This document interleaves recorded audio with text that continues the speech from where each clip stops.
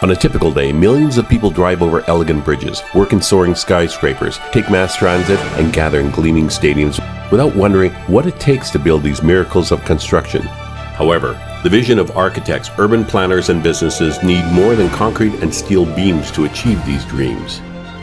Inside the concrete of every overpass, high-rise, and arena is a web of steel that makes these dreams a reality. You see it as you drive by a construction site, a confusing nest of metal rods being encased forever in a bed of concrete. But soon forget that the spine of these works are rods of reinforcing steel, a network of metal sinew that complements the steel skeleton, increasing the strength and life of everything it inhabits. Rebar, or reinforcing steel bars, is an idea inspired by nature and dates back to the Romans, but has progressed to inhabit the very soul of a modern city. But now, imagine a world without rebar. We would be stranded in a flat world, too terrified to rise or traverse only the smallest streams. It takes a singular talent to take on the responsibility of ensuring these buildings stand straight and construction projects endure. There's a special breed of entrepreneur who combines physics with construction, design with ingenuity. It's a hands-on world, populated by visionaries and makers of things. We are one of the largest family-owned rebar businesses in the industry, and we are playing against some of the multinationals, and we are competing very well. What I really want A&H to become is the company that everybody wants to work for and everybody wants to work with. Today, we'll meet one of the most successful businesses in the competitive world of rebar, who have navigated struggling economies, personal loss, and a myriad of changes over the years, all the while expanding as a major force in the industry, in this week's episode of The Entrepreneurs. It takes guts to achieve glory, drive, determination, and the courage to take risks when no one else will. Innovators, trailblazers, and pioneers of industry don't hear the naysayers. Their heads are in the game, even when the playing field doesn't exist. They have the focus to keep their eyes on the prize, the steadfast belief in the dream, and the willpower to make it happen. These are the Entrepreneurs. Saturday night in Edmonton, and 18,000 screaming fans are here to see the Edmonton Oilers play for first place. The sheer weight of humanity on the concourse is beyond the strength of the concrete and beams. It's an act made possible by rebar. So what's rebar? Rebar is short for reinforcing bar or reinforcing steel.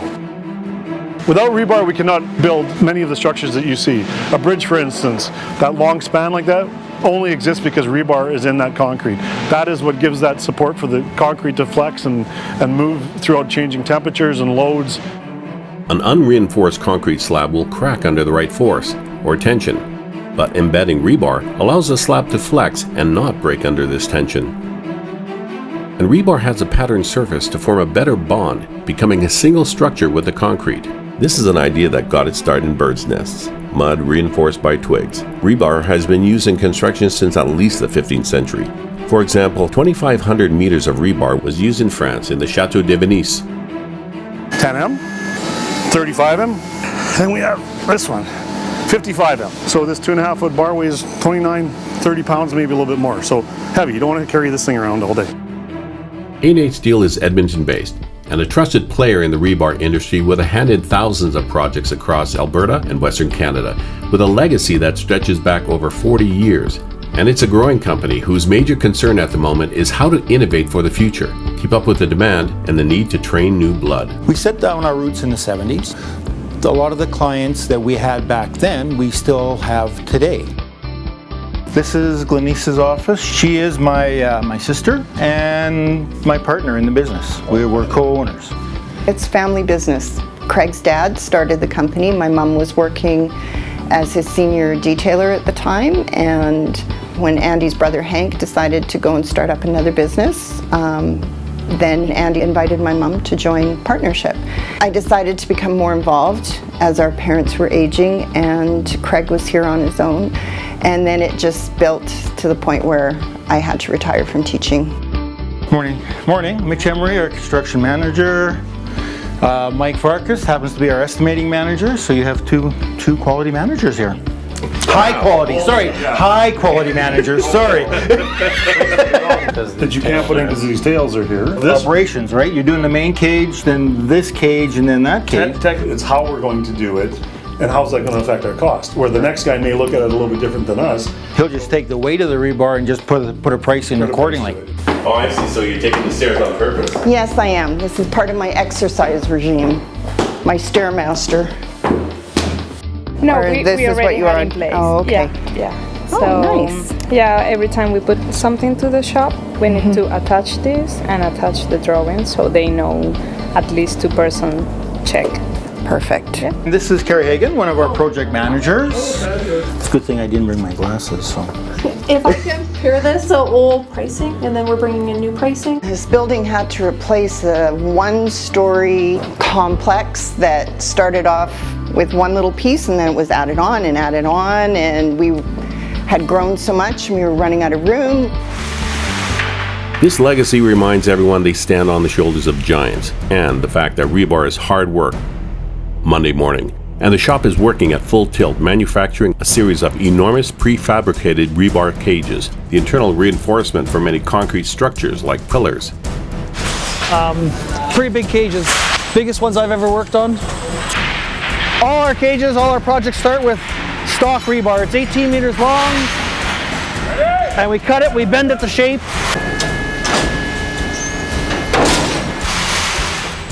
Each rebar cage is assembled by hand.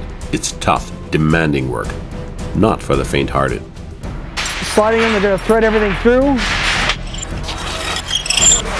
The stuff is tied with tie wire. We don't do any welding, so they're gonna tie it solid so it survives the trip to site. The guys do a good job, and it is hard work. Yeah, there's been a lot of changes over the years, especially now we have new management in the last year. Our old general manager retired, we brought in a new general manager, Raheem. Hey Amy, how's it going?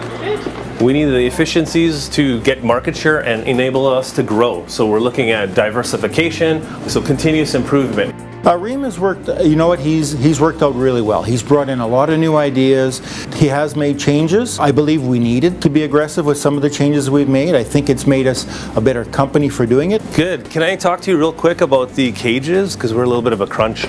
Yeah, I got an email from the project manager, and the engineer just keeps sending new drawings, and I'm trying to keep up. And, it's proven to be quite a lot.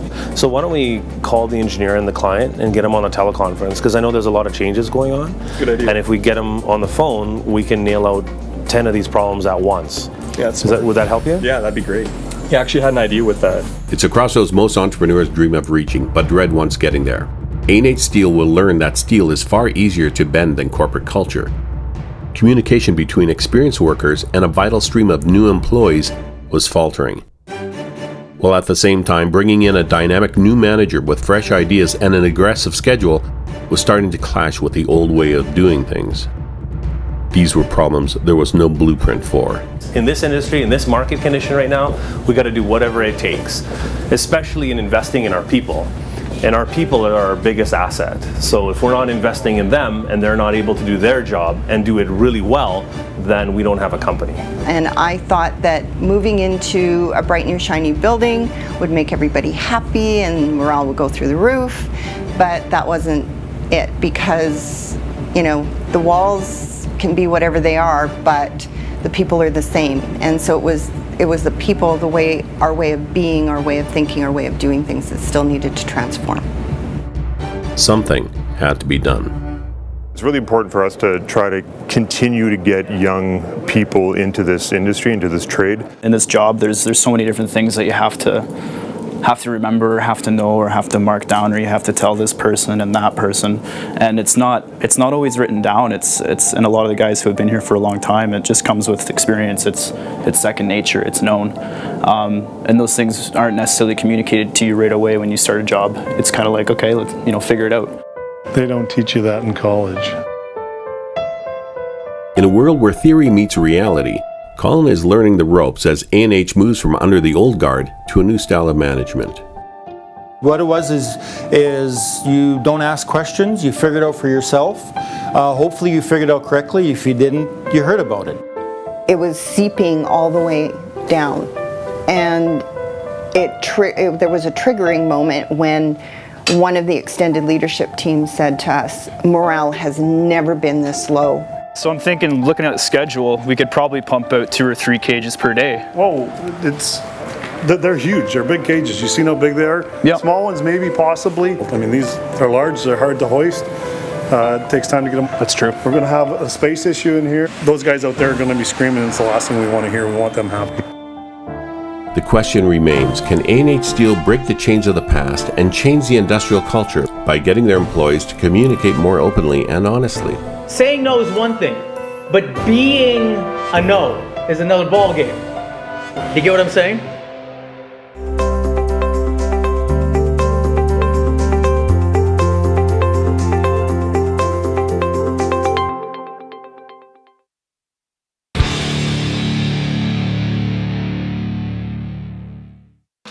A&H has become very intentional about living their purpose and core values as they adapt to many changes. And now they are charting a new course for its future by changing their corporate culture. Today, the shop is working non-stop to complete a massive order for cages. Once it's ready to go to site, we call a truck in, we load it up, it goes to site.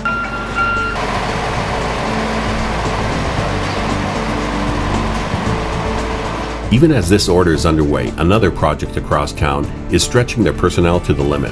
Hey Paul, happy birthday, buddy. How's it going? Good. Good? Thanks. You look kind of stressed. What's going on? I was just asking Tyler if you can get Andrew to put those stop signs together. This is what you do on your birthday? This is what I do on my birthday. Yeah, I have to work, unfortunately. Anyway, I got a meeting I got to get ready for. Okay, go for it, man. Orientations, every single site's going to have different policies that we have to make sure we train our men so they're going to be competent and work safely throughout the day. We're here placing the reinforcing steel for a structural slab. That'll be the floor of the building. Now everything will be held up by pilings that are driven into the ground below us. So this slab is actually going to be sitting on those pilings, not necessarily on the ground. That's why they call it a structural slab. The stress loads, whether it's downward force or sideways force, whatever, the rebar takes all that. The biggest challenge on the safety side of things is that the work they do is extremely heavy. The sites are always changing. I had my son out tying one mat, so he knows a little bit about rebar. He was bent over tying all days. He didn't say much of anything, but when we left the job, he was asleep in 5 minutes while we were driving home. But there is one other more complex problem that they're still working on. So Mitch, I was thinking, what if we added some interior frame ups to these piles too? No, we would never do it on these small ones. It's only on the big ones like that. They're not necessary in these little ones at all. Don't share ideas, even though you might have a better way of doing something, a more efficient way. There isn't that opportunity to share that. We tie a spiral into the cage, and then we don't have to add all that extra stuff in there. They've added some stiffening rings and stuff like that, and we got to get these things out quickly. They operate as a family. And like all families, they're tight. Like all families, they have things that don't work. And they're brave enough to use our work. We brought Vic on board because he is truly about transforming a culture. Yeah. Anybody else notice that you're not the only one that has this little na na na na na na? Everyone does. Absolutely. One thing we're trying to do is change the culture of the way we treat new employees. When I started many, many years ago, I didn't know a whole lot about the business. It was up to you to figure it out. If you got it right, good, you didn't hear about it. If you got it wrong, you definitely heard about it. I'll sit there and I won't even listen to what he's saying until he says something that proves to me that that's what I thought. Yeah, brilliant. Tyler already has a past he's had that he walks into A&H with that Ken, in the way he looks, speaks, his mannerisms, reminds Tyler of something in his past, yeah?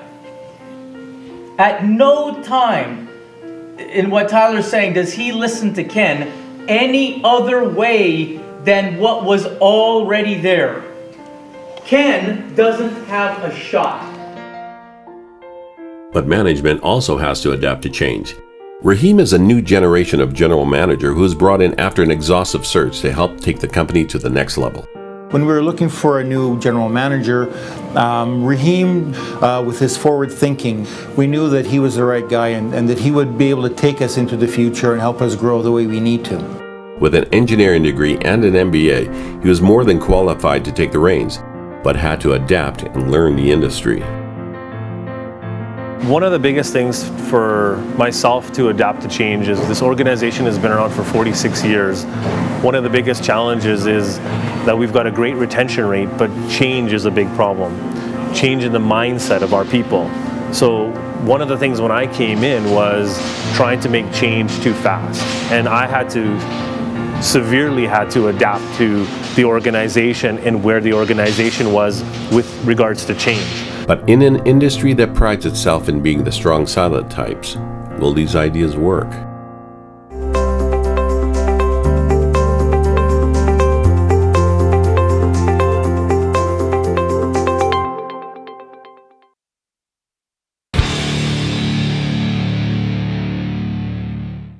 Key to success for any entrepreneur is finding how to engage their people by honoring who they are and what they bring to the organization. Not just professionally, but personally. So this is our lunchroom. I wanted some place where people could come and relax, hang out together, watch TV, play some ping pong, some foosball. We have our own in-house chef. Rose, what are you making today? Ooh, Italian weddings. Rose has been here for 45 years. Almost 45 years, yeah. And she's worked in every department. She's done, I think, every job here except maybe not out in the shop in the field.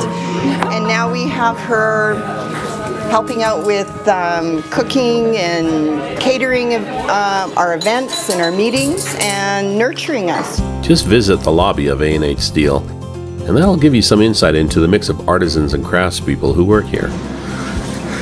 Another one of my rebar creations, Glenise and I came up with the design. Our shop guys did all the bends in here for me. Grew up on a farm.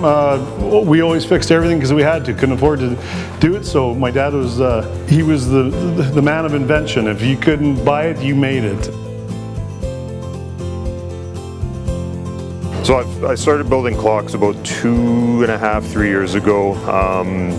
Started off with just, regular woodworking, building little odd projects here and there. But ran into a scroll saw magazine with a wooden geared clock on it, and ever since then that's kind of been my small obsession, gears, how things work. These were all just flat pieces of wood that fit together in various ways, right?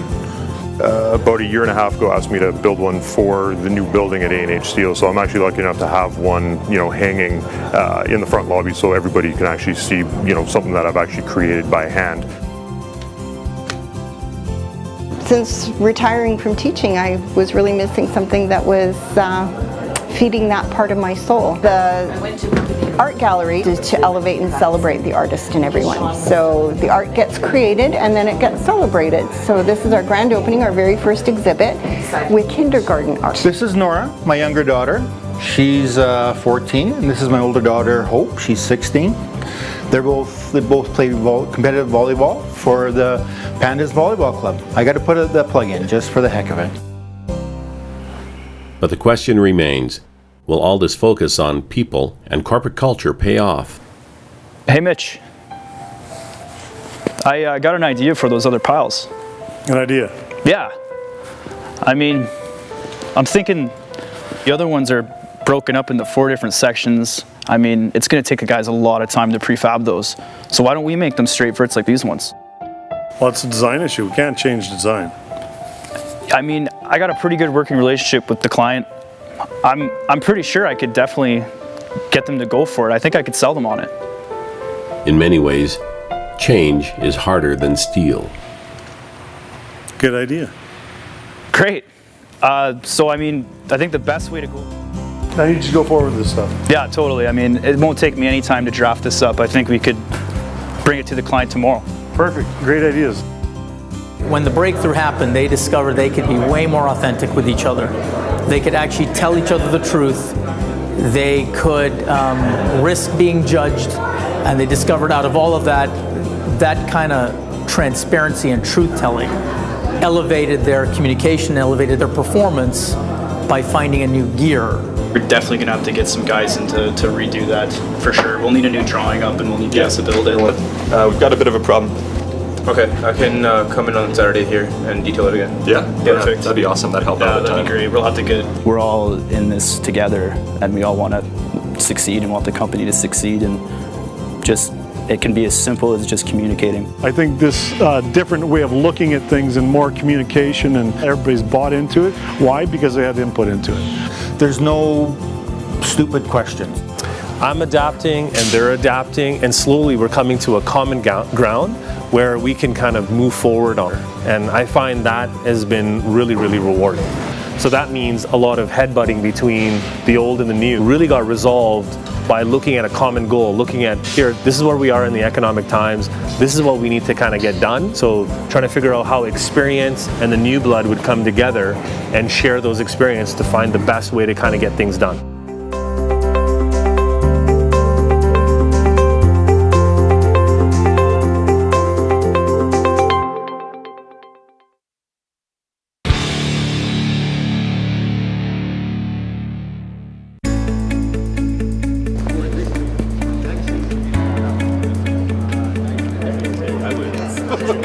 We take the world we live in for granted, that the buildings will stand tall, and that the very floor we walk on will survive even the most challenging events. But we can because we have confidence in these structures, made possible by a web of rebar. It's beautiful. And anywhere you see concrete on the ground, all the floors up, we did all of it. You know, the younger generation needs to really just get in here and be a part of this and a part of building. I have no words for what our people can do, what we accomplish as a team. It's a pretty proud moment, for sure. Makes me feel really good. From every tradesperson to every supplier to every project manager, like if you had a piece in this project, you have your name on it and you should be damn proud of it. And across town there are people who are just as confident because they built it.